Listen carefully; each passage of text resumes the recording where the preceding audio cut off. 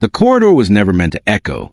Inside the private medical wing of Kensington Palace, silence is part of the architecture, woven into carpeted floors, sealed behind oak-paneled doors, guarded by tradition older than memory. Nothing unexpected happens here, nothing unrecorded, until it does.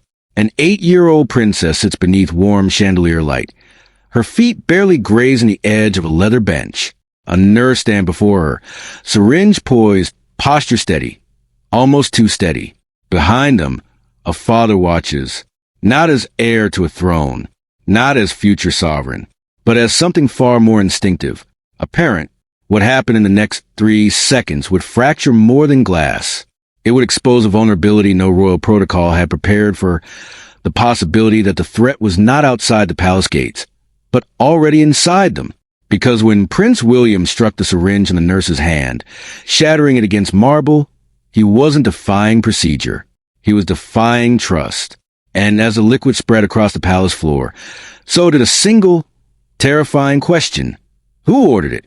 The corridor was silent now, but the echo of breaking glass still seemed to tremble beneath the marble floors of Kensington Palace. Moments earlier, that silence had been ceremonial, the kind preserved by centuries of discipline. Now it felt exposed, vulnerable, as if the walls themselves were listening. Princess Charlotte sat motionless on the examination bench, her small hand still resting where the nurse had swabbed her arm. 8 years old, composed beyond her years, raised within ritual and restraint. She had not cried, she had not spoken, but her eyes searched the room, trying to understand why the adults had changed. Because they had. Across the polished marble floor, shards of glass lay scattered in sharp constellations, glistening beneath chandelier light. The liquid that filled the syringe spread outward in a thin, translucent sheet before palace attendants carefully absorbed it with sterile cloths. No one spoke above a whisper, and at the center of that rupture stood her father. Prince William did not raise his voice. He did not gesture wildly. He did not need to. The authority in his posture was enough. What was in that vial? He asked. The nurse's hands trembled now, though she fought to steady them. A routine pediatric booster, sir, cleared this morning. By whom? A pause. In accordance with medical advisory instruction. That is not a name. The air tightened. Security officers remained positioned near the doorway. Not aggressive, not accusatory, but unmistakably alert. Every movement recorded, every word noted. The palace physician entered swiftly, summoned within seconds of the incident. His composure was professional, but a crease had formed between his brows. He knelt to examine the broken syringe, careful not to touch the liquid directly. This administration does not appear in today's log, he said quietly. William's gaze never left the nurse. All pediatric administrations are logged 12 hours in advance, the physician continued, with supervising authorization.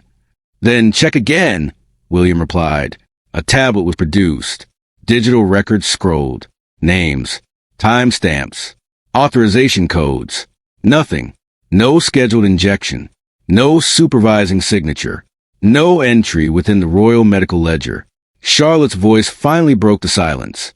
Papa? William turned instantly, kneeling before her. It's all right, he said softly. You're safe. And he meant it. But as he lifted her gently from the bench and carried her toward the adjoining sitting room, his mind was already moving beyond comfort and into calculation. This was not a clerical error. This was a breach. Hours later, the corridor had been restored to immaculate order, the marble polished, the air cleared.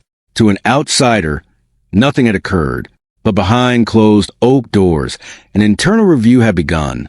In a secure conference room within the palace's administrative wing, senior medical officers assembled, laptops open, hard copy ledgers retrieved from archive cabinets lined with brass fittings. The atmosphere was methodical, but tense. William stood at the head of the table. Walk me through the authorization chain, he said. The chief medical advisor adjusted his glasses. All pediatric treatments require 3 confirmations: primary physician approval, supervisory sign-off, and digital entry into the Royal Household Medical System. Emergency overrides are possible, but only under written directive from the Lord Chamberlain's office. And was any such directive issued today? No, sir. The nurse, seated separately with compliance officer present, repeated her statement. I received instruction at 7:40 hours, she said. A direct message through internal channel. From which account? Asked the compliance officer. She swallowed. It appeared under supervisory clearance. Appeared? Yes. The message bore correct formatting and advisory header. William listened without interruption. Retrieve the communication, he ordered. Moments later, the message was displayed on a secured screen. The formatting was precise. The language clinical. It referenced a pediatric immunological reinforcement trial, categorized under confidential advisory, but the authorization code embedded within the header did not correspond to any active supervisory credential. It was syntactically correct, structurally valid, but unregistered. A silence fell heavier than before. Meaning? William asked. The head of security spoke carefully. It suggests credential mimicry, an internal digital replication. The phrase hung in the air. Internal. The monarchy's systems were fortified against external threat. Cybersecurity frameworks aligned with national intelligence protocols. Clearance badges tracked by encrypted frequency. But an internal replication implied knowledge, proximity, access. Trace it, William said. We are attempting to isolate origin point. However, the message was routed through a masked relay. And the vial? William asked. Forensic analysis is underway. The nurse's composure began to fracture. I believe it was authorized, she insisted. The substance arrived within sealed medical transport.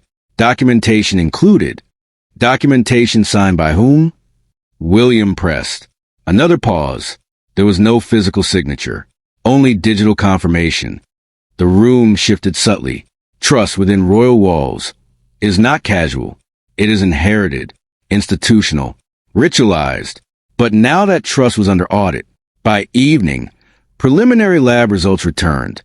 The compound was not toxic, but it was experimental. A pediatric immunology formulation categorized under restricted clinical observation, not yet approved for civilian release, not authorized for administration to minors outside controlled trial conditions, and certainly not approved for royal minors. William absorbed the report in silence. Was there any risk? He asked. The physician chose his words precisely. Insufficient data exists to determine longitudinal impact. The understatement was deliberate. Charlotte had not been harmed, but she had nearly been subjected to an unapproved medical trial inside her own residence, behind palace gates guarded 24 hours a day. William walked alone that night through the inner courtyard. The fountains were still. London's distant hum softened by thick stone. He had been raised within the system, taught to trust its architecture, its chain of command, its assumption of integrity. But today, instinct had intervened where protocol had not. A father had moved faster than a system, and that reality unsettled him more than the breach itself. Meanwhile, in a secured holding office within the palace complex, the nurse remained under supervised review. She was not treated as criminal. Not yet, but neither was she free to resume duty. Her career, built upon years of loyal service, now balanced on an anomaly. She repeated the same statement. I followed instruction. Instruction from where? At 22:16 hours, cybersecurity analysts isolated a partial trace. The masked relay had originated within palace internet parameters, but from a terminal classified under archival maintenance, an area seldom accessed. Restricted. William was informed immediately. Who has clearance to that terminal? He asked. Fewer than 12 individuals, replied the head of security. All long-standing staff. Notify them, William said. No public alarm. Quiet inquiry. He paused before adding, and full transparency within this room. The monarchy had endured by projecting stability, by containing internal fractures before they reached public view. But containment and concealment are not identical. William understood that distinction now more clearly than ever in his private study, beneath portraits of predecessors who had navigated wars and abdications. He considered the moral axis of a moment. If the breach remained internal, it could be corrected quietly. If exposed publicly, It could ignite speculation, but neither calculation outweighed a simpler truth. His daughter had almost been administered an unauthorized compound, and someone within these walls had engineered the path. The camera lingers on the study's fireplace, unlit but heavy with history. Legacy is not preserved through denial. It is preserved through correction. The following morning, a sealed internal directive was issued under William's authority. Comprehensive audit of medical authorization systems, digital credential verification, and advisory committee oversight. Unprecedented, not hostile, but decisive. By midday, whispers had begun circulating within senior staff corridors. Not scandal, not yet, but awareness. Something had happened. Something contained, but significant. Charlotte returned to her lessons that afternoon, escorted by discreet security presence she did not question. Children adapt quickly. She laughed in the courtyard, unaware of the analysis unfolding around her. William watched from a distance. For a moment, the tension eased. Then his phone vibrated. An encrypted message from cybersecurity. We have confirmed unauthorized credential fabrication. Origin point narrowed further. Access occurred 3 hours before scheduled medical visit. No evidence of external breach. Internal. Again. The corridor of silence had not merely been disrupted. It had been infiltrated. William closed his eyes briefly. A system built over generations, vulnerable not to invasion, but to manipulation. He opened them again, resolve replacing reflection. Prepare a sealed advisory meeting, he instructed. Tonight, because the shattered syringe had been only the beginning, and somewhere within the palace architecture of trust, a fracture waited to be fully revealed. The marble had been restored to perfection, but the silence no longer felt ceremonial. By morning, the private medical corridor inside Kensington Palace carried a different weight. Not shock, not chaos, but scrutiny. Every access panel, every biometric lock, every security lens mounted discreetly into cornice ceilings now represented a question. The breach had not come with force. It had arrived dressed as procedure, and that was far more dangerous. Inside the palace's secure administrative wing, an internal compliance review convened under restricted classification. No aides, no extended staff, only those whose signatures carried institutional gravity. At the head of the polished oak table sat Prince William. He had not slept much, not because of fear, but because clarity demands vigilance. Begin from first principle, he said quietly. Authorization chain, every step. The chief medical advisor opened a leather-bound ledger, not symbolic, but operational. While digital systems governed daily activity, the royal household maintained parallel archival documentation. Redundancy was tradition. Pediatric administrations, the advisor began, required triple authentication, primary physician clearance, supervisory confirmation, digital registration with timestamp verification. All three are archived. And yesterday? William asked. The advisor inhaled slowly. There is no corresponding entry. The words were simple. Their implications were not. A large display screen illuminated at the end of the room. Security analysts projected the digital logs recovered from the previous 24 hours. Every access to the pediatric wing was cataloged. At 7:40 hours, an advisory message appeared in the internal medical channel. It referenced a confidential pediatric immunology reinforcement. It carried supervisory formatting. It included a coded authorization string. But that string did not exist within the palace credential registry. Explain how that is possible, William said. The head of cybersecurity leaned forward. The string follows structural protocol, he explained. Correct prefix, valid encryption pattern, proper departmental identifier. However, the numeric core does not match any issued supervisory clearance. A forgery, William said. Yes, sir, but not crude. The room absorbed that. This was not an external hack. Firewalls had not been breached. No perimeter alarms triggered. The masked relay traced back to an internal archival terminal, a machine rarely accessed, designated for legacy document digitization, accessed at 4:12 hours. 3 hours before the nurse received the message. Who has physical access to that terminal? William asked. 11 authorized personnel, replied security, all long-serving staff, all background cleared. Names were read aloud, familiar names, people who had walked these halls for decades, people who had attended christenings, state dinners, funerals. Trust is built slowly within royal walls. It is reinforced by time, by discretion, by shared silence. Now that trust stood under examination. Meanwhile, the nurse remained in a monitored holding office, not detained but restricted. Her record showed no disciplinary infractions. 10 years of service. Commendations for composure and precision. Her statement had not changed. I receive an authorized instruction, she said again during questioning. The formatting was consistent with prior advisories. The delivery was secure. The substance arrived sealed. Describe a delivery, the compliance officer prompted. Internal courier. Standard medical container. Temperature regulated. Log at intake. Log by whom? She hesitated. It bore intake confirmation code. I did not verify beyond that. Why not? Because it matched protocol. There was again, protocol, the monarchy's greatest shield. And in this moment, its blindfold, back in the administrative chamber, forensic pharmacology results were presented. The shattered compound had been reconstructed from residue collected on marble. Classification, experimental pediatric immunomodulator.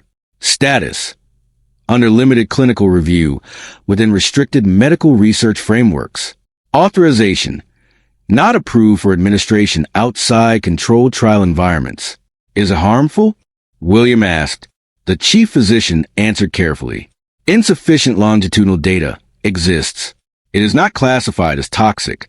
However, it has not completed pediatric safety trials. William's jaw tightened. And yet it was packaged for delivery within my daughter's residence. Silence answered him. The investigation expanded.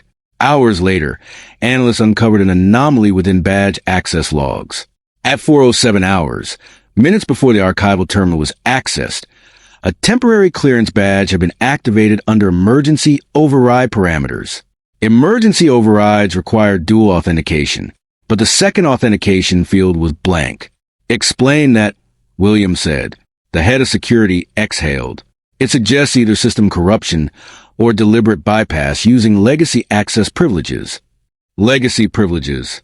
An uncomfortable phrase. Certain long-serving staff possess grandfathered clearance protocols dating back decades, established during eras when digital security was less complex, updated, but not entirely revoked. The monarchy's continuity had preserved more than ceremony. It had preserved old permissions. Cross-reference all personnel with legacy override capacity, William ordered. The room shifted into focus motion. Meanwhile, behind control walls of the palace, life continued. Courtyards swept. Visitors toured outer gardens. Guards rotated posts in ceremonial precision. Public stability. Private fracture. Late afternoon brought another discovery. Encrypted communication logs revealed a secondary message sent 2 hours after the forge advisory. This one routed externally before bouncing back through a mass server. The content had been deleted, but metadata remained. Can it be recovered? William asked. Possibly. Cybersecurity replied. It was fragmented. The sender attempted obfuscation. Attempted, William repeated. Yes, sir. The suggestion was subtle but significant. Whoever orchestrated this had knowledge, but not perfection, which meant they were close enough to understand the system, but not infallible within it. At 18:30 hours, a sealed advisory committee meeting convened behind reinforced doors. Present were senior household officials, legal counsel, medical oversight, and security command. No recordings permitted. William addressed them without notes. We are not dealing with speculation, he began. We are dealing with fact. An unauthorized medical compound was introduced into this residence under forged supervisory clearance. It reached within seconds of administration. He allowed that to settle. Our systems are designed to prevent external threat. They were not designed to anticipate internal credential fabrication. The Lord Chamberlain spoke cautiously. Your Royal Highness, discretion remains paramount. Public knowledge of such a breach could destabilize confidence. William's gaze held steady. Confidence built on ignorance is not stability. The statement lingered. This was not rebellion. It was recalibration. Legal counsel advised measured response, quiet correction, limited documentation. But William's position did not waver. We conduct full audit, he said. Complete transparency within authorized circle. We identify origin. We reinforce safeguards. And we do so without concealment. The nurse's case was reviewed again. Her compliance history suggested no motive. Her digital footprint showed no fabrication activity. She had received the forged advisory and obeyed it. An instrument, not architect.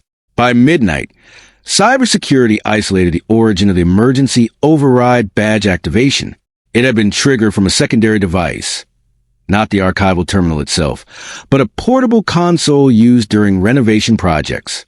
The console was currently assigned to facilities maintenance, assigned to one individual, a long-serving systems technician, 32 years within Palace operations, background impeccable, access comprehensive. He had been present during early modernization phases, when analog systems transitioned to digital frameworks. He understood both. William listened as the report concluded. Has he been informed? He asked. No, sir. Good. The weight of the moment pressed heavily.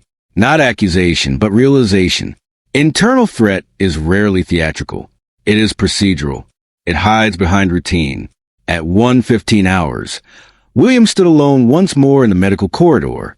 The lighting was dimmed. Night staff moved quietly in distant wings. He knelt briefly where the syringe had shattered. Not out of sentiment, but clarity. This was not merely about a forged message.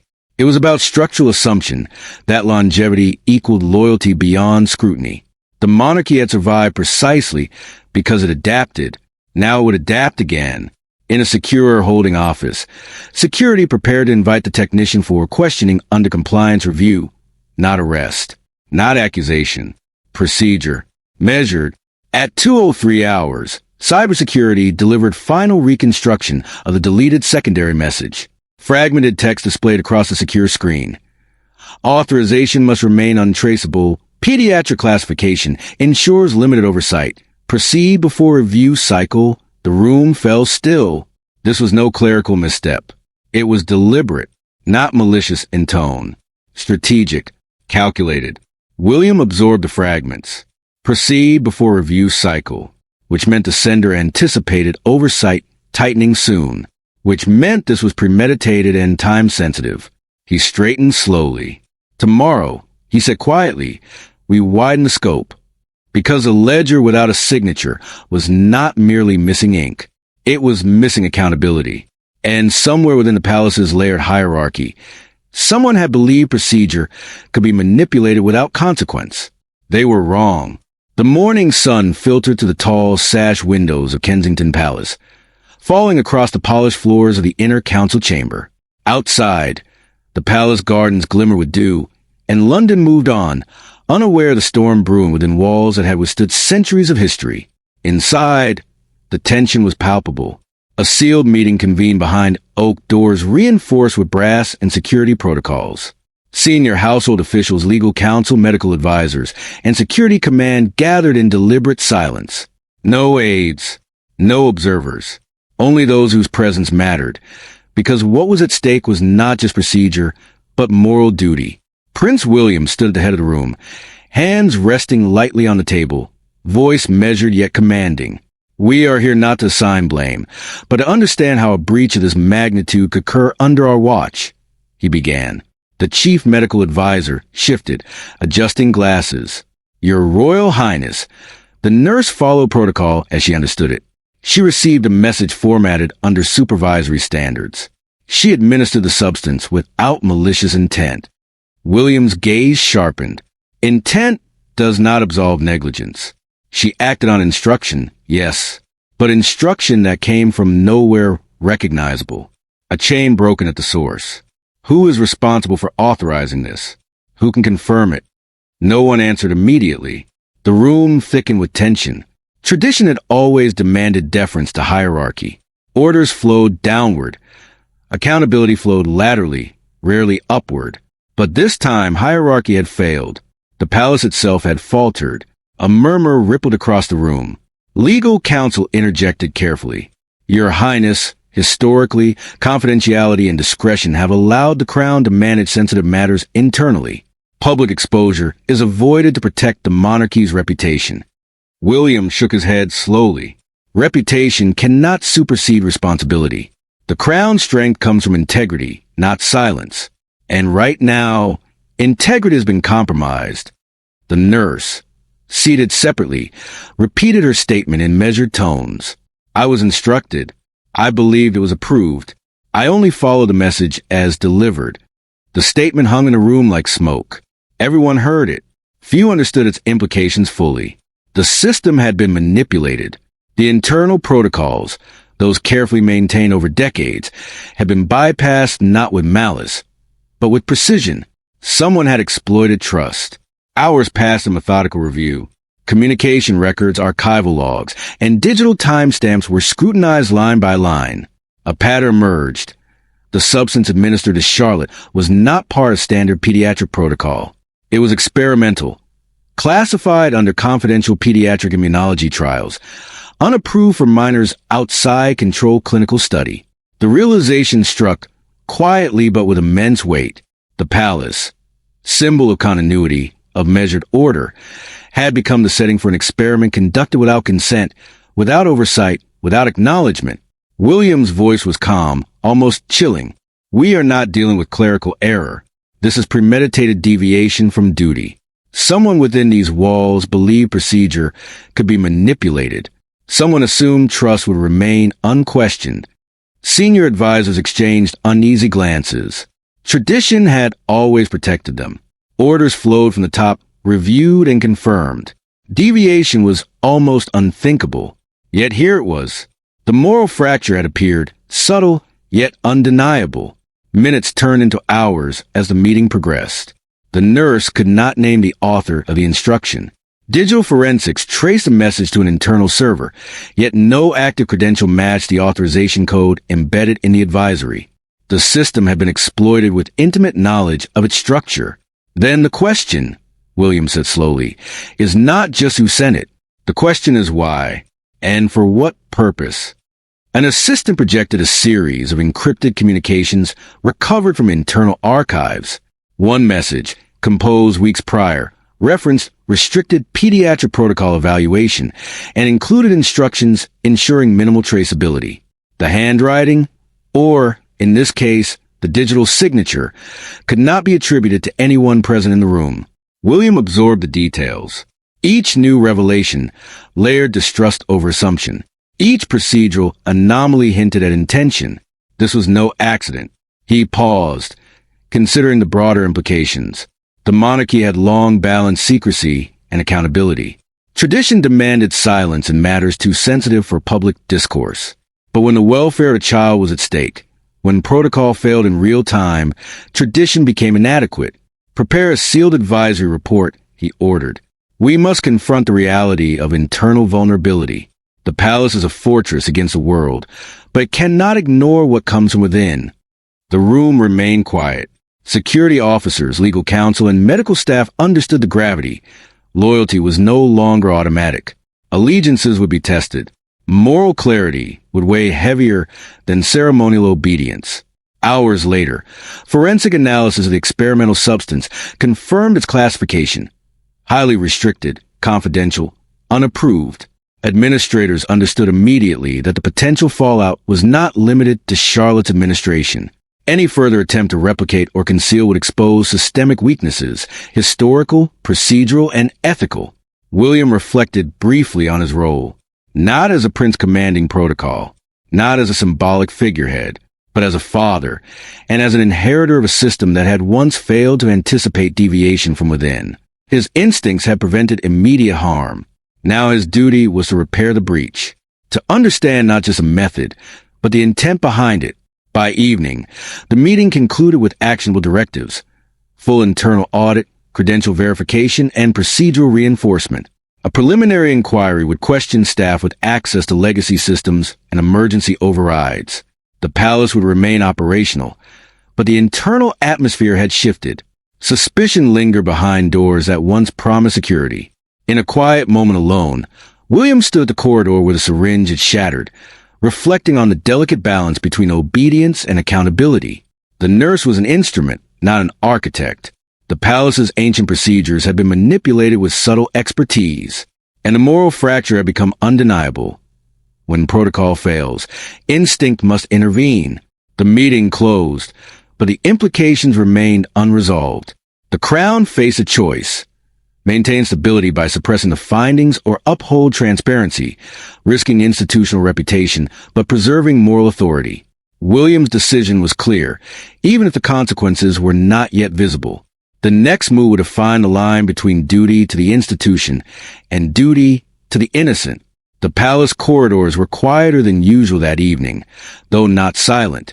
Footsteps echoed faintly against polished stone as late-night staff moved with subdued purpose. Outside, the gardens were shrouded in shadow, the fountains reflecting the last glimmers of fading light. Within the fortified walls of Kensington Palace, a different tension had settled. Heavier than protocol, deeper than procedure. Prince William stood alone in the private study, hands resting on a desk of dark oak. Portraits of predecessors gazed down from gilded frames, observing with the impartiality of history. In his mind, the events of the day replayed with unrelenting clarity. The shattered syringe, the unlocked compound, the nurse's hesitant gaze, the internal advisory that carried no signature. Each detail layered uncertainty atop assumption, trust atop suspicion. Tonight, the palace archives were open to him. Restricted correspondence, decades of advisory memos and confidential medical ethics briefings were retrieved from deep within temperature-control vaults. Files once sealed by discretion now lay exposed under lamplight. Every page, every note, whispered its own story of risk assessments, quiet approvals, and extraordinary discretion exercised in the name of safeguarding the institution. William methodically scanned each document, names repeated, signatures absent, notes marked for internal review only. The patterns were subtle. Experimental treatments approved with caveats, pediatric protocols referenced but left undocumented, risk evaluations acknowledged but unassigned. The palace, in its wisdom, had prepared for danger, yet it had relied on silence, on assumption, on implicit trust rather than enforceable verification. He paused over a memo detailing an experimental pediatric immunology protocol. The language was clinical, precise, almost attached, yet it carried the weight of secrecy. Approval was suggested, not recorded. Advisory oversight was mentioned, but no supervisory signature accompanied it. The same protocol had appeared in the unverified message delivered to the nurse. For the first time, the breach no longer felt like an isolated error. It was systemic, not malicious in the ordinary sense, but structurally vulnerable. The nurse had acted not from intent to harm, but from a sequence of actions embedded in the palace's own governance. She was an instrument, not the architect. William leaned back, considering the broader moral calculus. The monarchy had long thrived on discretion, on controlling knowledge to maintain stability, but discretion carried cost. Every act of concealment, every unlogged approval, every unverified directive, all of it could accumulate into a moment where instinct, not hierarchy, became the only safeguard. He turned the pages of yet another confidential archive. Advisory notes from decades past revealed similar patterns. Medical intervention conducted under extraordinary discretion. Parental consent noted, but secondary to procedural expedience. Risk assessments quietly internalized. These were not crimes. These were decisions born of a belief in preserving institutional integrity above all else. Yet now, with Charlotte's near exposure to the unapproved compound, those same traditions felt insufficient. A failure of oversight could no longer be abstract. It had a name, a face, and it had almost caused harm. The realization pressed heavily on him. The palace's strength was its ritualized authority, but its vulnerability lay in the assumptions built over centuries. Trust had been implicit, not enforced. And the unsealed files, these decades of internal deliberations, showed the quiet accumulation of risk. A deep breath. William refocused. The system could be corrected. Procedures could be reinforced. Accountability could be formalized, but first, understanding was required.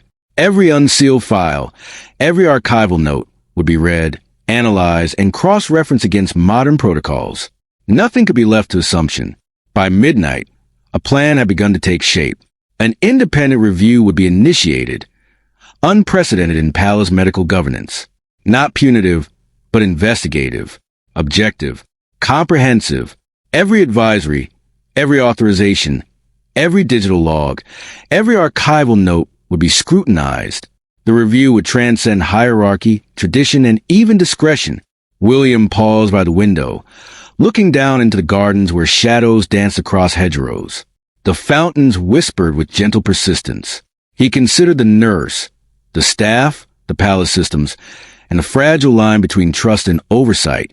His thoughts moved beyond the immediate breach, beyond Charlotte's safety, to the responsibilities inherent in the crown itself. The act of commissioning an independent review was irreversible. Once initiated, no tradition, no legacy, no loyalty could prevent its course. Yet the alternative, silence, containment, denial, was unacceptable. Moral clarity demanded action, even if it unsettled centuries of procedure. In the quiet of the night, William reflected. Leadership is measured not in the preservation of appearances, but in the courage to confront uncomfortable truth. Betrayal no longer felt individual. It felt systemic. And only a systemic response could restore the equilibrium necessary to protect both the institution and the innocent within it. The first steps of the independent review were dispatched to secure teams, analysts, and medical oversight. Archival files were cataloged, cross-referenced, and digitally preserved. For the palace, the machinery of governance was in motion, deliberate, exacting, unflinching. Yet even as the palace walls maintained their customary stoicism, the weight of the unsealed files lingered in the corridors. The revelation was clear. Tradition alone could not guarantee safety. Vigilance, analysis, and decisive action were required. And tonight, William embodied all three. The morning light filtered softly through the tall windows of Kensington Palace, casting long, measured shadows across the polished floors of the inner council chamber. For weeks, tension had hung like a heavy curtain over the palace. Procedural uncertainty, fractured trust, and questions of accountability. Now, the investigation was reaching its conclusion.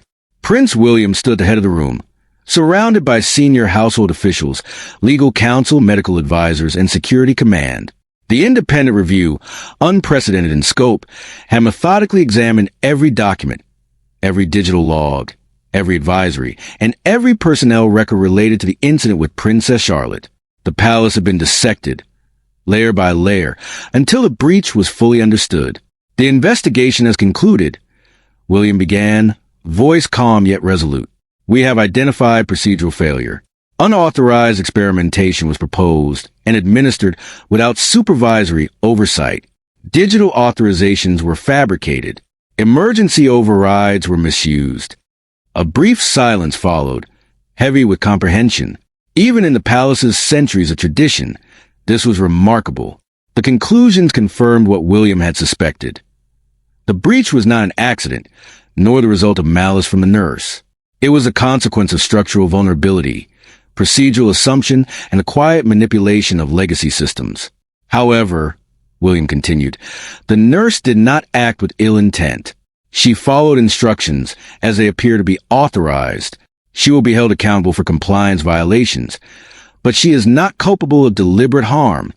The room absorbed the distinction, accountability without blame, correction without destruction. This balance had been central to the Crown's ability to endure crises for centuries. Detailed measures were then presented. Digital credentials would be fully audited and consolidated. Legacy overrides would be retired. Supervisory chains will require mandatory cross-verification. All future pediatric treatments for royal minors will require dual parental and professional confirmation. Safeguards, once theoretical, would now be formalized. Outside the chamber, the palace moved with its usual rhythm. Staff continued their duties. Guards rotated posts. Visitors approached the gates, unaware of meticulous reconstruction of trust that had occurred behind walls secured by centuries of authority. William turned to the assembled advisors. The monarchy does not survive through silence, he said quietly. It survives through courage, the courage to confront uncomfortable truths, the courage to correct mistakes, and the courage to preserve integrity above all else. He paused, observing the collective understanding reflected on the faces around him. The weight of leadership, the responsibility to both institution and child, had been acknowledged and shared. Later that day, William met briefly with Princess Charlotte. She was laughing quietly, seated in the palace gardens, unaware how close she had come to being the subject of an unauthorized trial. The incident, though fully contained, had left an indelible impression on him.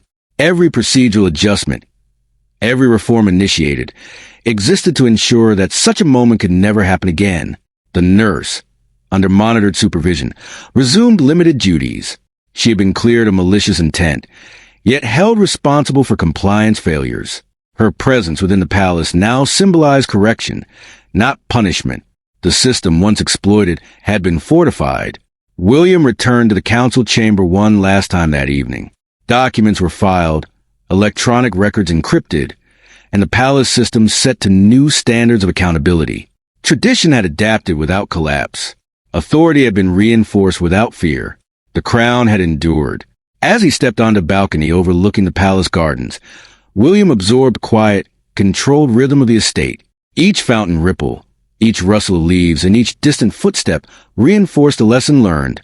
Vigilance and courage, when paired with integrity, fortify even the oldest institutions. The crisis had tested the palace, its people, and its processes. Yet the monarchy had not only survived, it had emerged morally stronger. Institutional trust had been repaired, not through concealment, but through decisive, principled action. The crown remained unbroken, its legacy reaffirmed by the very measures that ensured accountability, transparency, and protection. The palace had returned to its quiet rhythm. Fountains murmured softly in the gardens. The marble corridors reflected the muted glow of evening light, and the walls, heavy with history, seemed to exhale. Within Kensington Palace, the crises of the past days had been contained, the investigations concluded, and the corrective measures firmly in place. Yet for Prince William, the resolution was not merely procedural. It was deeply personal. He walked slowly through the private corridors, each step echoing softly against centuries of stone.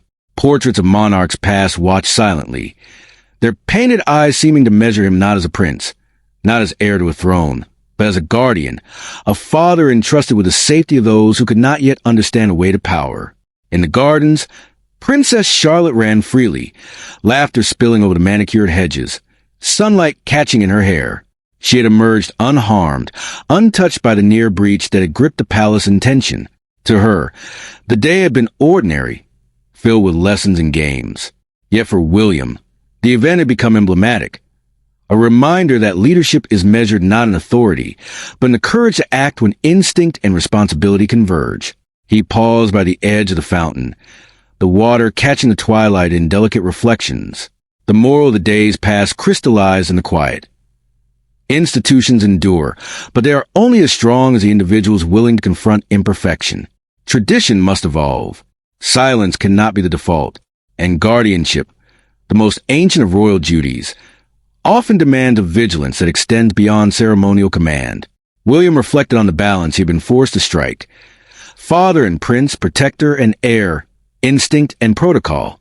The choice to intervene, to shatter glass, to challenge authority, to question deeply embedded procedures, had been instinctive. Yet its ramifications rippled through every layer of palace governance, reshaping policy, oversight, and moral expectation. He understood now that leadership was inseparable from guardianship, that courage must accompany command, and that the crown's legitimacy rested upon action aligned with conscience. The sun dipped below the horizon, and shadows stretched across the gardens. Charlotte paused in her play, looking toward her father. In her eyes there was trust, affection, and a quiet curiosity.